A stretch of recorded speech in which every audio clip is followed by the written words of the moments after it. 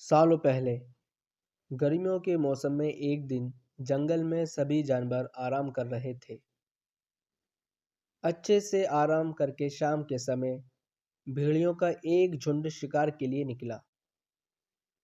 उनमें से एक दारुका नाम के भेड़िए को कुछ दूर जाते ही झाड़ियों से बच्चे की रोने की आवाज सुनाई दी। भेड़िया जब झाड़ियों के पास जाकर देखता है तब उसे एक बच्चा दिखाई दिया। वह बिना कपड़े के जमीन पर लेटा था। बच्चे को देखकर भेड़िया चौंक गया और उसे अपने साथ अपनी बस्ती ले गया। इस तरह इंसान का बच्चा भेड़ियों के बीच में आ जाता है। बच्चे को भेड़ियों के बीच देखकर उस जंगल में रहने वाले शेर खान को गुस्सा आ जाता है, क्योंकि वही उस बच्चे को इंसान की बस्ती से उठाकर खाने के लिए लाया था। भेड़िया अपने परिवार की तरह इंसान के उस बच्चे को भी पालता है। उसके परिवार में कुछ छोटे भेड़िए और उनकी माँ रक्षा थी। रक्षा ने उस बच्चे को मोगली नाम दिया। मोगली को एक परिवार मिल गया और वह भेड़ियों के अपना भाई बहन समझकर उनके साथ रहने लगा।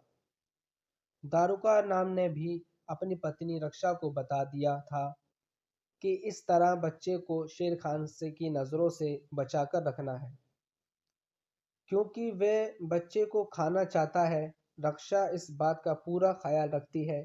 वो अपने बच्चे को और मोगली को कभी भी अपनी नज़रों से दूर जाने नहीं देती। एक तरफ कुछ समय बाद बीतने के बाद जंगल में रहने वाले सभी जानवर मोगली के बहुत अच्छे दोस्त बन जाए। दूसरी तरफ शेर खान दूर से ही मोगली पर नज़र गड़ाए रखता है। वह मोगली का शिकार करने के लिए उचित समय का इंतजार करता है। भेड़िए के झुंड को देखने के लिए बुद्धिमान भेड़िया कर रहा था। उस दल में से बल्लू नाम का भालू और बगीरा नामक एक पैंदर भी था। सभी एक जगह एकत्रित होकर मोगली को लेकर आते हैं। उनका कहना था कि हमें मोगली को भेड़िए की तरह ही पालना होगा। इस पर झुंड का सरदार अपने साथी बगीरा और बल्लू को बोलता है कि तुम दोनों मोगली को जंगल के नियम कानून सिखाओगे, साथ ही मोगली की रक्षा भी करोगे। इस तरह मोगली को जंगल में रहते रहते एक साल बीत जाता है। मोगली धीरे धीरे करके बड़ा होने लगता है और उसके बड़े होने तक बल्लू और बगीरा मोगली को सारे नियम कानून के साथ की खुद की मदद करते हैं। मोगली बड़े होने तक कई जानवरों की भाषा सीख जाता है। साथ ही वह आसानी से पेड़ों पर चढ़ता है, नदी में तैरता है, शिकार करना भी सीख जाता है। बगीरा ने मोगली को इंसानों द्वारा बिछाए फंदे और जाल से दूर रहने और जाल में फंसने के बाद उससे बाहर निकलने के तरीके सिखाए। एक दिन समूह में रहने वाला एक भेड़िया का छोटा बच्चा शिकारियों के बीच फंसा जाता है। उस फंसे हुए भेड़ियों को शेर खान खाना चाहता था। तभी शेर खान से पहले मोगली वहां पहुंचकर नन्हे से भेड़िए को बचा लेता है। शेर खान को ये सब देखकर बहुत गुस्सा आ जाता है।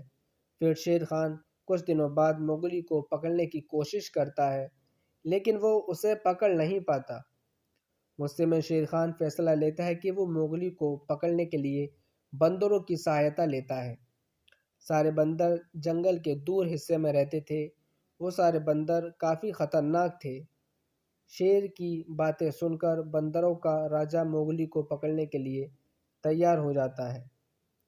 बंदरों का राजा अपने सारे बंदरों को मोगली को पकड़ने का आदेश देता है। एक दो दिन कुछ बंदर मोगली पर नज़र रखते हैं और सही समय मिलते ही मोगली को पकड़ पकड़ लेते हैं और घने जंगल में ले जाकर उसको पहाड़ पर छोड़ देते हैं। मोगली सोच रहा था कि उसके पहाड़ में होने की बात बगीरा या बल्लू को पता चल जाए। तब उसे आसमान में उड़ता हुआ एक चील दिखाई दिया। मोगली उस चील को आवाज़ लगाकर कहता है कि तुम मेरी मदद कर दो, मेरी यहाँ होने की खबर बगीरा और बल्लू को दे दो।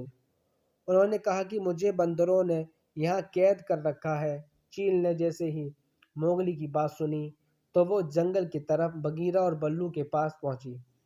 बगीरा और बल्लू को मोगली की जानकारी मिलते ही वो कौ का नाम अजगर से सहायता मांगने पहुंचे।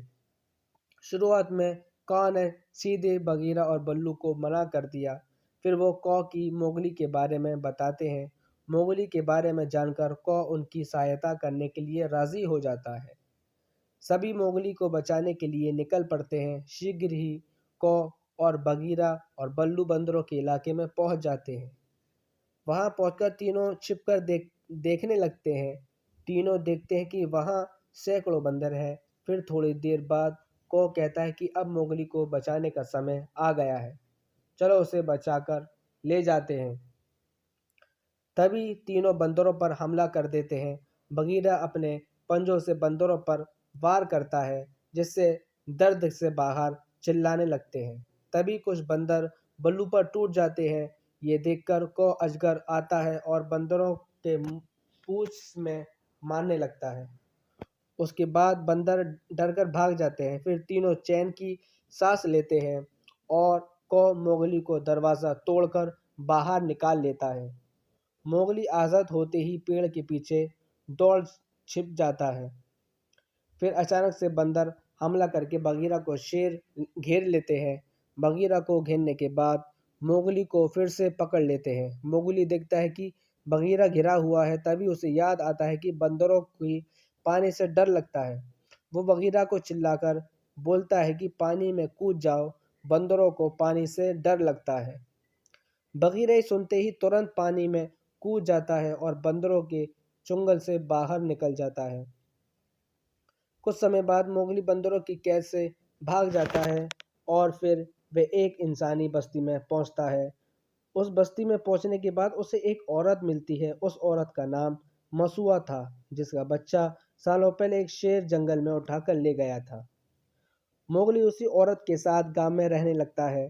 गांव वालों ने भी मोगली को रहने दे दिया और उसे जानवरों की देखभाल की जिम्मेदारी सौंप दी।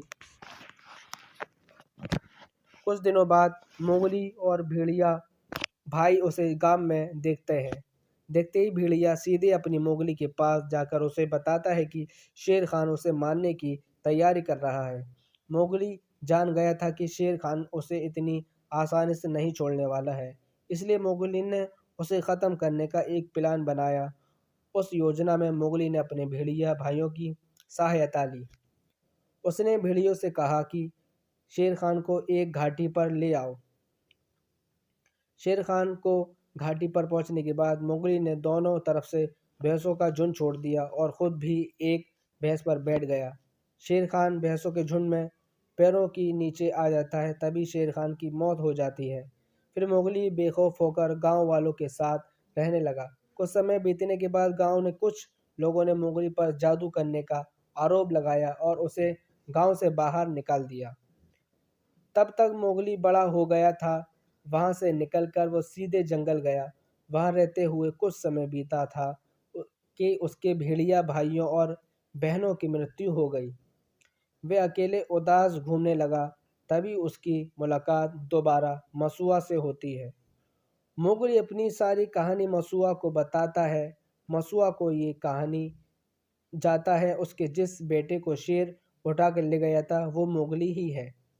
मसुआ अपनी कहानी मोगली को बताती है और फिर दोनों साथ में रहने लगते हैं। इसके बाद मोगली इंसानों की बस्ती में खुशी खुशी रहने लगता है और समय मिलने पर जंगल से अपने बाहर आकर दोस्तों से भी मिलता है। दोस्तों, हमें इस कहानी से ये सीख मिलती है, हौसला रखने पर हर मुश्किल दूर हो जाती है। साथ ही हर इंसान को पशु पक्षियों से संग प्यार से पेश आना चाहिए। वक्त पड़ने पर वो दोस्त बनकर मदद भी कर सकते हैं।